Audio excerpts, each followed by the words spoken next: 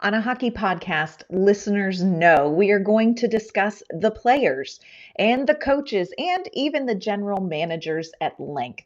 But who else on the ice should fans not just be talking about, but really hearing from?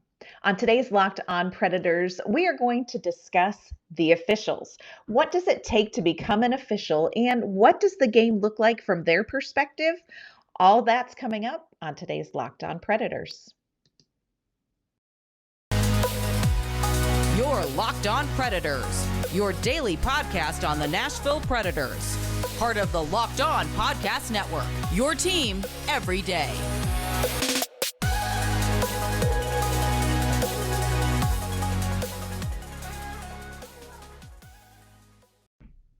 Welcome to Locked On Predators, and thank you for making us your first listen of the day. I am Ann Kimmel. I'm a writer at ontheforecheck.com, and I am usually joined by my partner in crime, Nick Morgan. Nick will be back with us next week, but today I have a very special guest. I'm really excited for you to hear from him. Today I am joined by Keith Grooms.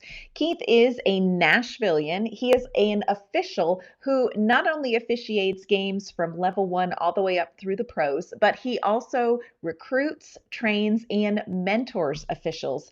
Keith is going to share his insight with us today about the path to becoming an official and the very real challenges along the way.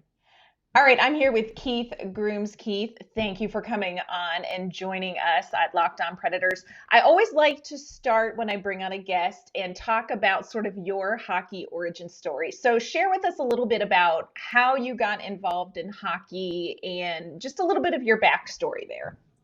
Yeah, so I started when I was young, all the way up in Alaska. I grew up there, spent 15 years in Alaska, moved all over, and went to my first professional hockey game up in Fairbanks, and it was a minor pro game. Went there with my dad, and this was back in the 80s, so there was a lot of fighting, and it was probably a little too physical for what my my mom would have wanted me to be watching, but told my dad after that game that I wanted to do that. So the next year, he signed me up, and been having skates on my feet every year since.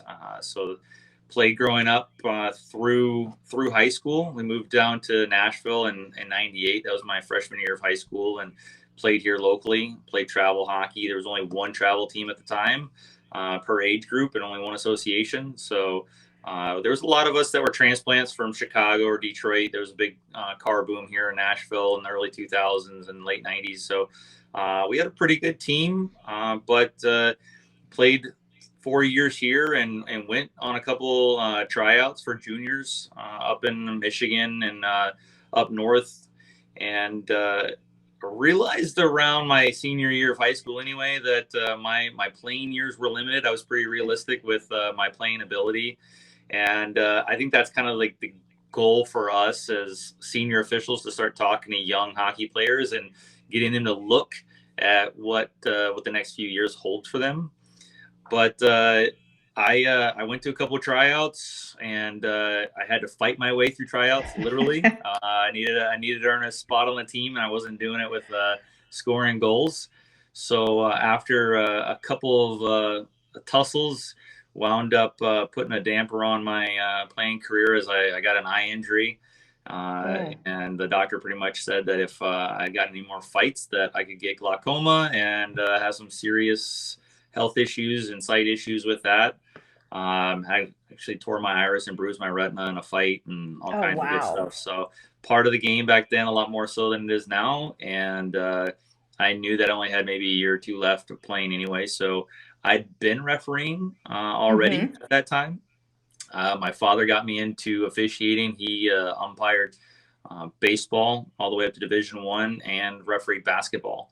So I had been to many baseball games, basketball games, and seen him officiate and heard everything that the fans were yelling at him. Oh, yes. All that. And he would talk about situations all the time, whether it be in the car ride or home or whatever. And I kind of had a thick skin from just seeing him referee and officiate and umpire. So he got me into it. I think I was probably about 12 or 13 at the time. Now with USA Hockey, it depends on your region, you have to be 14 to get started. officially with USA Hockey. But back then, I was able to start right around that 12 to 13-year-old range. And so was doing that while playing. So it kind of, I didn't have to just cut from playing right to refereeing. I was kind of working it in anyway. Here in Nashville at the time, I actually was refereeing high school hockey as a high school player. Oh, wow. That's brave. Yeah, so it was a little interesting there. Like, I was here when G-Nash started, the high school association, the high school league started, and played the first couple years, and wound up not playing, I think, my junior and senior year, but I was still playing travel, and was refereeing in those high school games. And so caught a lot of flack for that just because of my age. I was fortunate Oh, I'm enough sure. that I was really trying to apply myself, and a lot of the parents didn't like it that I was so young working those games, and so we had to fight through some of that. But my buddies really hated it because I knew all their little tricks and things they were doing in the corner. So I usually would still call them for penalties, and they wanted to get the hookup. And I definitely didn't have the buddy system when I was refereeing. But So talk me through, you mentioned you started officiating relatively young. So talk me through, what is the process for becoming an official? So it's a lot like signing up as a player. You go onto USA Hockey's website, and underneath the registration tab, you can register either as a player/coach, or there's an officials tab as well. So it is a separate registration. It's $45 this year for a level 1 official. They've kept that price fairly low to help encourage either kids or first-time adults to explore that option. And so it's $45 that goes to USA Hockey. Once you register with USA Hockey, then you need to find a seminar to attend. And all level 1 and 2 seminars are back in person. Last 2 years, we've obviously done everything by Zoom. Oh, wow. So we've now been able to go back to in-person classroom sessions, which is, I think, the best, just because you get to talk a little bit better Q&A. It's not just staring at a screen. Yes, for sure. So we went back to that this year. And then those seminars are 8 to 9 hour days. It's a full day. And you go through, you learn a lot of the basics. We can watch a lot of videos on positioning, decision-making, how to handle different aspects of the game, whether it be how to talk to players and coaches, how to conduct yourself, and just a lot of different videos on standard of penalties, like what is a penalty and what isn't. And so once you go through that, you take a open book exam. They've actually changed the test taking process as well over the last year. And now you only have to take an open book exam. You used to have to take an open and a closed book. But really the goal for the seminar is to bring everybody up to speed and teach them the rules, not necessarily they have to master them right away off the get-go. So they changed that process a little bit. So once you take your test, if you're over 18, you have to do other things like safe sport, which is a training just that every coach and anybody that's 18 years or older in sports in the U.S. now has to take that. And then you also do a background check if you're over 18, since you are working around minors. So it's kind of a double extra thing that we have to do there.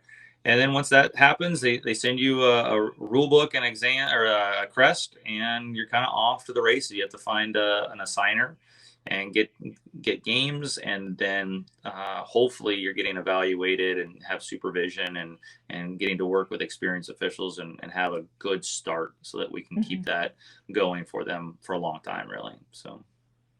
So what are the skills that people who are interested in officiating, what do you look for in people who want to get into that? What do they need to be able to do from the start? I'd say the biggest thing is skating. Every training session I go to, or any kind of, I just got off of a Zoom call last night for it's Success Path that Referees Crease, which is a company that schedules officials in the Northeast, and they've been down here for the Southern Pro and USPHL juniors. They're kind of trying to expand their footprint and get a pathway of development to the highest levels. And their first thing that even they said last night is you have to be able to skate. Yes. So So that's obviously, it kind of sounds, well, of course you have to be able to skate. Well, there's a difference between being able to move on the ice and then also being able to skate and keep up with the level of hockey that you're officiating. So that has True. a big thing to do with it. So there's a lot of really good hockey players. That's why we obviously are looking for those, U16, AA, AAA, and higher skill set players, because they probably have a strong skating background and can keep up with just about any level of hockey that they work. For our new adults, that's a big barrier for us, because we might have people that know the game very well. They can learn the rule book and they know every rule in the book, but maybe they just started skating 4 or 5 years ago. And so they have a lot of, yeah, exactly. They have a lot Yes. of hurdles when it comes to their speed and efficiency. So Yes. that's one attribute that we're always looking for. The other more mental side of things is somebody Hmm. with a strong one self-esteem. You have to be an outgoing person. It's very hard to be an introvert and be an official, just because of the power that you're put in, Right. and how you have to conduct yourself. So somebody that has some confidence, that obviously grows as you become more comfortable in the sport and in that position. Um, but there's a little saying, it's kind of a joke around on the officiating side, is goalies and goons. For some reason, uh, goalies and goons do very well once they put the stripes on. And I was talking to a goalie buddy of mine that is, officiates, and one reason is they're standing there watching the game. Yes. From that perspective, they get to watch the game, so they see it maybe from a little bit different aspect. And then, goons, they like the physical side. They're usually outgoing. They're very strong-willed, kind of an alpha mentality. And I think anybody that officiates and does it well has a little bit of that alpha Hmm. personality, and maybe likes a little bit of attention without being too arrogant or cocky. But yeah, for some reason, those two players do very well. And I wasn't a goalie, but I definitely spent a lot of time in the penalty box. So. Coming up, Keith is going to share with us some of the really tough calls that officials have to make in games. But first, I want to let you know today's episode is brought to you by our great friends at Athletic Greens. Athletic Greens is a product that I have started to use every day. And I started taking their product AG1 because I was looking for a great combination to get all the vitamins and supplements and probiotics that I knew that I needed, and it all comes in one product. It really eliminates the confusion and the hassle of finding everything you need, because AG1 has all of the health benefits that you want, and it comes in one drink. AG1 is a delicious powder. You just take 1 scoop of AG1, you mix it with a glass of water, and when you do that, you are absorbing 75 high quality vitamins, minerals, whole food sourced superfoods, probiotics, and adaptogens to help you start your day right. This special blend of ingredients supports gut health, your nervous system, your immune system, and it helps boost your energy, recovery, your focus, and it slows down the aging process. Not too shabby. It does all of those things in one drink. So AG1 is really simple to make. Again, you take 1 scoop, you mix it in a glass of water, shake it up a little bit. There's no mixing, cutting, blending, all of that. It's just a really easy 8-ounce glass of water with AG1. And I'm telling you, it tastes great. AG1 tastes a little bit like vanilla. It has kind of a light tropical, maybe aftertaste to it. It's not one of those kind of gross green drinks that you know you should take, but that you really don't want to choke down. That's not going to be your experience with AG1. And here's the thing, AG1 is lifestyle friendly, whether you eat keto, paleo, vegan, dairy free. AG1 is going to work for you. It costs less than $3 a day, so you can invest in your health for the price of your Starbucks coffee run, and it's going to make a huge difference in your day. You are going to have more energy, you're going to have more focus, and you know what? At the end of the day, you are going to sleep better. And just being on AG1 for a few weeks, you're going to start to notice a difference. This is a great product. I would love for you guys to try it out too. And you know what? To make it easy, Athletic Greens is going to give you a free 1 year supply of immune supporting vitamin D, and they're going to send you 5 free travel packs with your first purchase. All you have to do is visit athleticgreens/NHL Network.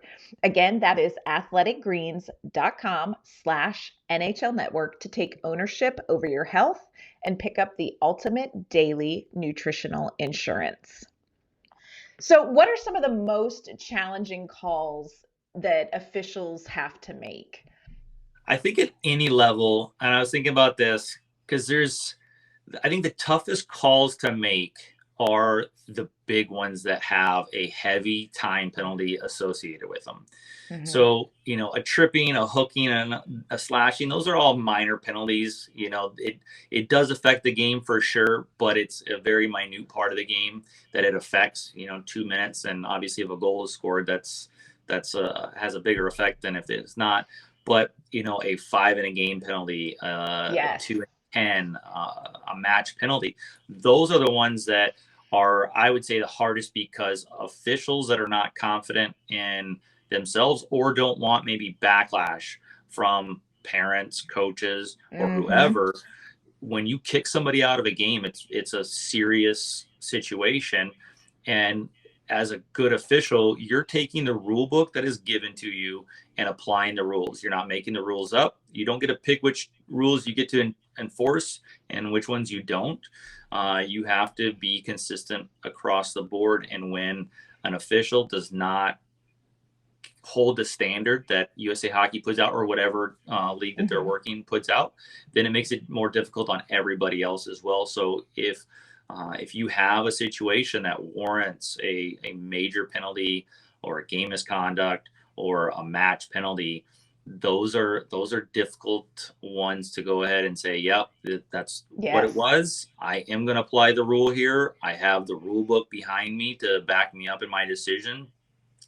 And then, anytime you have a game misconduct or a match penalty, there's paperwork involved. So then you have to go and fill out a game report that goes to USA Hockey. It goes to the supervisors, and that individual is suspended for at least 1 game, if not more. And if it's a match penalty, then they're going to be they have to go in front of a hearing, and you have to a lot of times attend that, whether it be a phone call or Zoom, and explain what happened. And it's tough because you're sitting there looking at this kid that is potentially going to get suspended for 3 to however many games, might be the rest of the year because of his actions. And you got to remember that you didn't, as a referee, you didn't make him make those decisions. Yes. You're just holding him accountable. So those are the tough ones.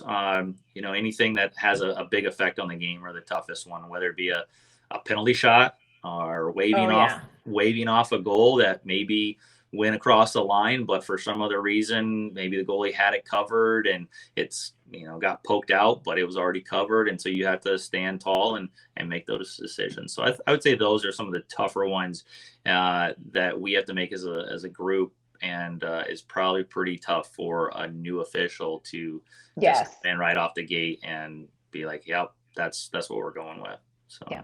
What is the evaluation process? So you mentioned, as you become an official, you have people that kind of evaluate it. What does that look like, and how does that help officials gain confidence and kind of grow in their role?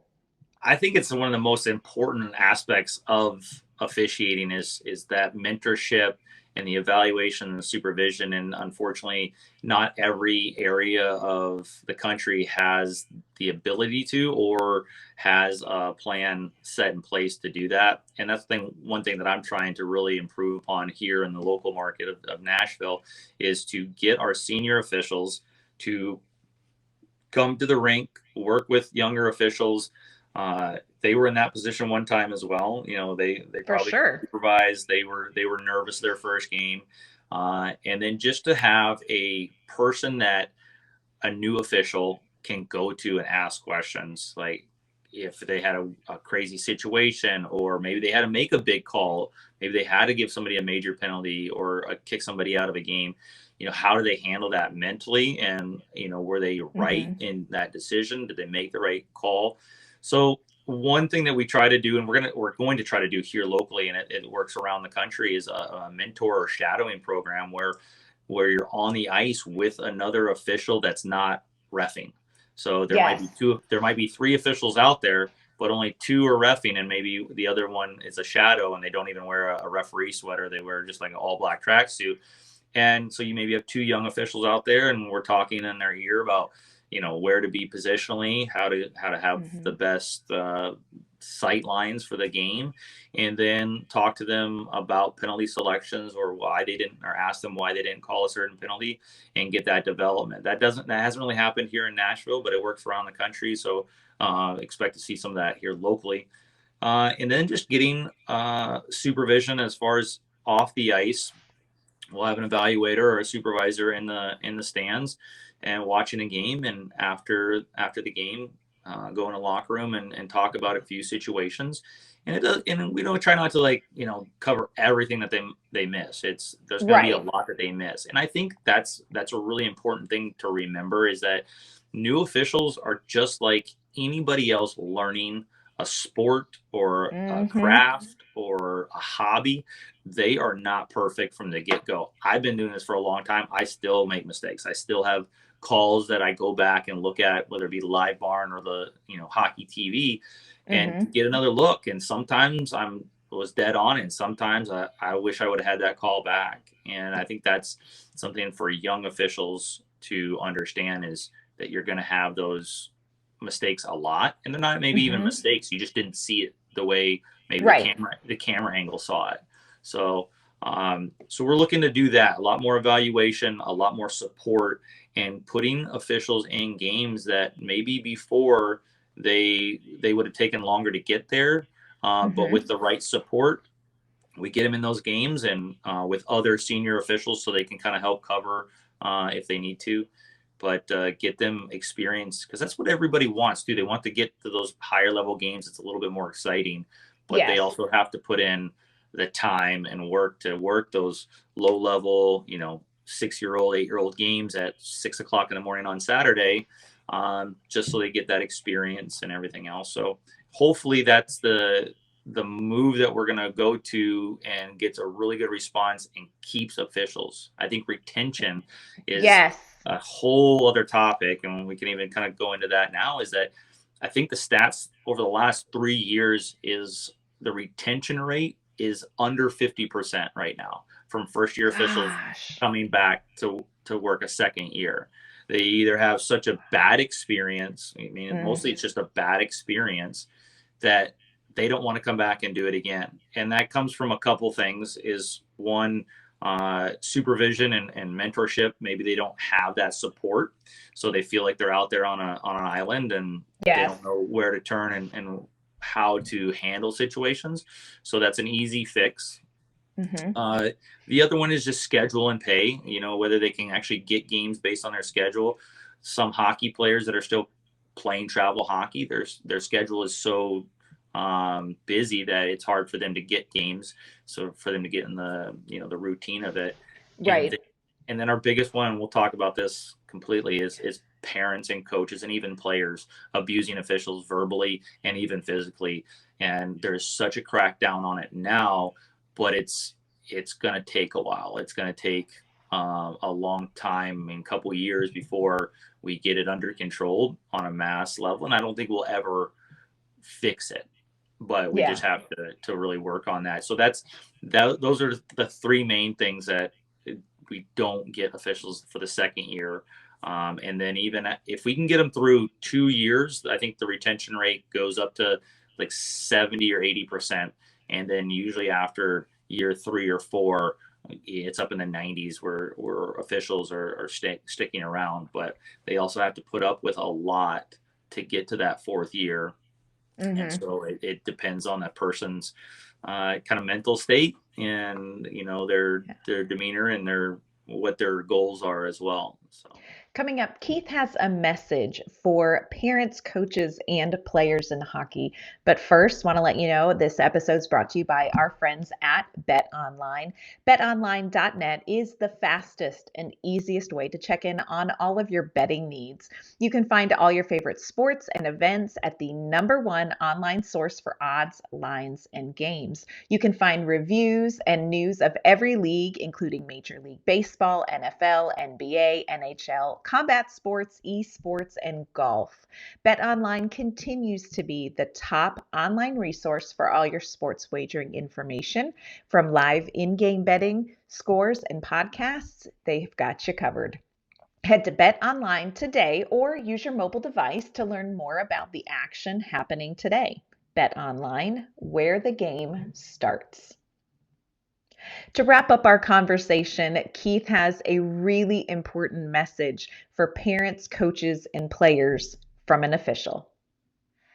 It's so funny that you talk about just what officials have to go through and tolerate. I met you at first through sled hockey, and I was at one of the Fordyce centers getting ready for a sled hockey match that was coming up. And there was probably, I'm assuming it was like maybe 8-10-year-old playing hockey. And full disclosure, I was so shocked to sit there and hear the parents.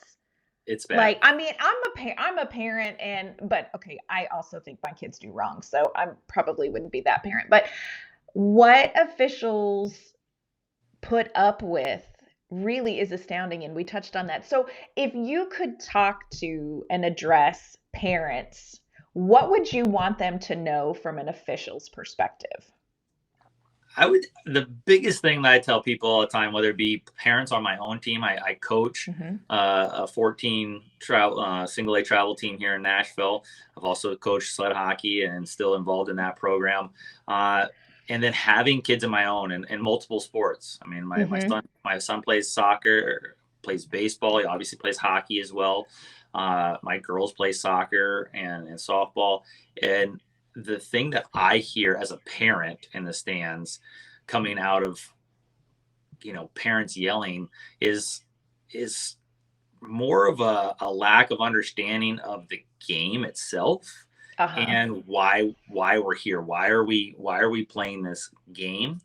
And so what I always strive to tell parents or anybody, coach, is that one, it is just a game. We're here to develop individuals as young athletes, and with that comes a lot of life situations, a lot of having to deal with conflict, having to deal through adversity, and not everybody can win a game, right? So there's always a winner and there's always a loser, unless you tie, obviously. But kids have to know what it feels like to not be the best, because there's always going to be somebody that works harder and is better than them. They have to know what it feels like to lose, and they have to know how to handle authority figures.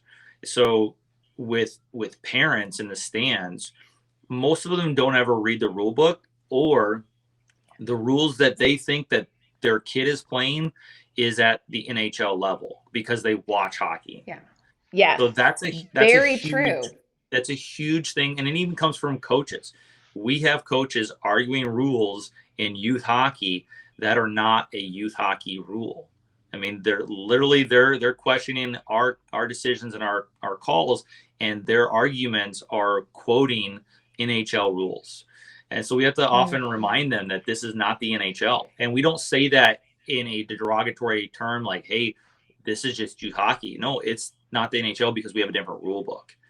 So oftentimes, depending on my mood, I might even ask somebody if they even know what the cover of the rule book looks like, let alone read the rule book. I should have brought one in. The rule book went from about, I don't know, probably 10 years ago. Rule book was maybe this thick, had 100 pages in it, maybe. It is now, it looks like, I don't know, a thesaurus now. It's about an inch and a half thick. It has 400 or 500 pages. I don't even know. And it's impossible for a young referee to read that thing cover to cover before his first game. There's just so Yes. much material in there. There's so much in there that it takes time to go through it and work all the way through it. So for parents to be arguing rules that they have no idea what the rule is. There's rule changes every 4 years. We just went through a huge rule change last year in youth hockey, and we had so many players, parents, and coaches arguing these rules, and because really they were playing with rules that were 2 years ago and not the current year. So there's always there's a hurdle to jump through there. But for parents, you know, I put this out on my Facebook page a couple months ago or into last season, is, you know, that kid that you're yelling at out there is somebody else's son or Preach. daughter. Come on. You know, and as an adult, I've heard it all. I've heard every cuss word, you know, chirp, you know, argument that there is. I was in the Marine Corps. I've heard it all. I have pretty thick skin, but for me as a senior official, if I allow a player, a parent, or a coach talk to me that way, they're going to think it's okay, and they're going to abuse the young official as well. Or if I hear them abusing a young official, I have to step up. So there's people in Nashville, that coaches, players, and parents alike, that know that when I'm on the ice, if their mouth gets away from them, they're going to have to sit. Or they might have to, if they're a parent or a coach, they might have to hopefully have a subscription to Live Barn, because they're going to be watching the rest of the game from the car. Yes. And it's one of those things that years ago we used to be told, don't have rabbit ears. Don't be listening to what the parents are doing in the stands, or don't let the coach, you know, bark at you from the bench, and, you know, you got to let it go. You got to have thick skin. Well, that's over with because of where we are now. Yeah. So, you know, if you see other parents acting that way, it's really tough as another parent to say something to them, especially if it's on your own team. But I think that would be a huge change in the culture, is to have those parents that just sit there and watch their kid play and want to enjoy their kid being, you know, out there on the ice, and they don't want to hear the mom or dad next to them yelling and screaming at the ref, at the other players, at the other, you know, coaches, whatever it may be. And so it's just a really big shift that we're having to go through, is everybody's out there is trying. I don't know, as a scheduler myself now with my own association, if there's an official that doesn't care, then they're not going to work for me. Everybody on that ice cares, and the officials care as well. I mean, they care about their job, their responsibilities. They care about the safety of the game. But again, it's not the referee's job to keep anybody safe. And I think that's where parents get a little angry, is that if a kid gets hurt on the ice, they instantly yell at the referee. Well, the referee can only enforce a penalty. He can't stop penalties. Yes. There is game management. So obviously if he's not calling, or she's not calling the standard that it's supposed to be, and there are penalties that are happening that are not being called, it elevates the temperature of the game, and we try to calm that down as officials. But we can't prevent a player from two-handing another player in the head with a stick. We obviously will call that as a match penalty or a game misconduct, whatever it warrants, and that kid will be removed from the game. But it's not up to us. It's up to the other players to keep each other safe, and to the coaches to have that standard. So there's a lot of aspects to the passion of the game. I mean, it's a very passionate game. It's a very physical game. So as players, coaches, and parents, we have to remember that our kids are completely padded up out there. I mean, at the lowest level, like U6, U8, parents are probably the worst, because they're so protective of their kids. They want their kids to stay safe, but they have to realize that, one, they're like Gumby out there anyway. It's really tough. It's really tough to get hurt as an 8-year-old without padding, let alone with $500 worth a year. So, they start yelling and screaming. They probably have never played the game before. They don't necessarily know what the standard is. You know, for us referees, whether it be 8-year-olds or low-level beer league hockey players, nobody can skate, nobody can stop, nobody has any control of their stick. So if for referees, we're trying to figure out, is the guy mean to trip the other guy, or can he just not stand up himself and he's just trying to make it off the ice because his teammates are yelling at him to get off the ice because he's terrible. So that's where we're trying to figure that out as well. And for parents just to be yelling and screaming, it just elevates their kids even more so, and then they act in the same way. Yeah. So same thing with coaches. If coaches are yelling and screaming all the time, the players are going to see that and think that it's acceptable behavior, and then they're going to imitate that as well. I love the idea of parents taking action to change the culture in the stands themselves. I love that. I think that's important. If somebody is interested in going through this process, in learning more about it, where should they go? So there's two different places I direct people. One, USA Hockey's website will have everything you need to fill out, and that's where you ultimately need to go. But that can be daunting because there's so much on the website. There is. So much to navigate. So I always recommend people go to southeastrefs.org. It's our Southeast District's officiating page. It has a full list of all your requirements that you need, whether it be gear, what you need to do to sign up, where you need to go. And it's just a really good kind of small space to go find out everything that you're going to need. Other events that are coming up. I mean, there's a huge demand for officials right now. So what maybe years ago took an official, 3, 4, 5 years to get to a certain level. Now we're fast tracking officials that have the ability and the willingness to, and they're working, high level games in a matter of a year or two, just as we get them trained up and they soak it all in and everything else. So, southeastrefs.org is a great place to start. And whether you're in the Southeast or any other region of the country, it's all the same information that anybody would need across the country. But going there will get you what you need to sign up and get registered for a seminar. And that's your step one is getting through that process. All right. Keith Grooms, thank you so much for joining us. This was amazing. Of course, I will have you back anytime you want to talk officiating or sled hockey. I'm here for it. I appreciate it. And I hope that this maybe gets somebody thinking about the money that can be made. That's a big part of it too. If it's a great side job, it's a great first job for kids. I would say it's better than, working retail or fast food. Keeps you on the ice, and it's a lot of fun, and the game needs it. Without us, there is no game. So I encourage anybody to check it out. And if they want more information, check out those websites, or they can find me online, and be happy to answer them for them. So thanks for having me. I want to thank Keith for joining me again for a really important episode. I think it's great for people to look at the game of hockey from maybe a little bit different perspective.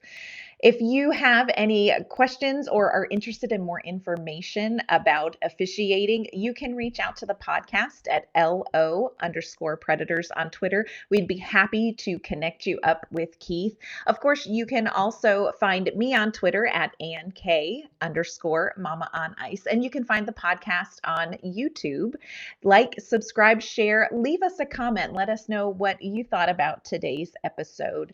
I want to thank you for making Locked On Predators your first listen of the day. We will be back with another episode soon. Hope you have a great day, everyone.